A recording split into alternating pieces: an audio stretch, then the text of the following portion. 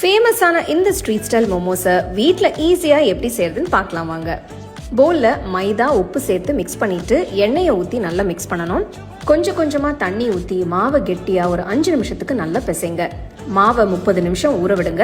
பேன்ல எண்ணெயை ஊற்றி பொடியா நறுக்கின பூண்டு, இஞ்சி, பச்சை மிளகாய் சேர்த்து வதக்கிட்டு நெக்ஸ்ட் பொடியா நறுக்கின குடமிளகாய், துருவின கேரட், முட்டைகோஸ் சேர்த்து வதக்கணும். கொஞ்சம் வெங்காயம் நறுக்கினது சேர்த்து துருவின பன்னீரை சேர்த்து மிக்ஸ் பண்ணுங்க. நெக்ஸ்ட் உப்பு, மிளகுத்தூள் சேர்த்து கலந்து விட்டு சில்லி சாஸ் ஊற்றி மிக்ஸ் பண்ணணும். வெங்காயத்தால் சேர்த்து மிக்ஸ் பண்ணி இறக்கிடுங்க. பிசைஞ்ச மாவை சின்ன சின்ன பால்ஸாக பிரித்து உருட்டிக்கணும். உருட்டின மாவை மீடியம் திக்னஸ்ல திரட்டிக்கோங்க. ரெடி பண்ண ஃபில்லிங்கை வச்சு மெதுவாக ஒரு பக்கத்துல இருந்து இந்த மாதிரி மடிச்சு விட்டு க்ளோஸ் பண்ணுங்க. பாத்திரத்துல தண்ணி ஊற்றி கொதிச்சதும் ரெடி பண்ண மோமோஸை ஸ்டீமர்ல வச்சு 15 நிமிஷம் வேக விடுங்க. சூப்பர் டேஸ்டியான பன்னீர் மோமோஸ் ரெடி ஆயிடுச்சு. நல்ல சூடா மோமோஸ் சட்னி கூட சர்வ் பண்ணி ரசிச்சு சாப்பிடுங்க.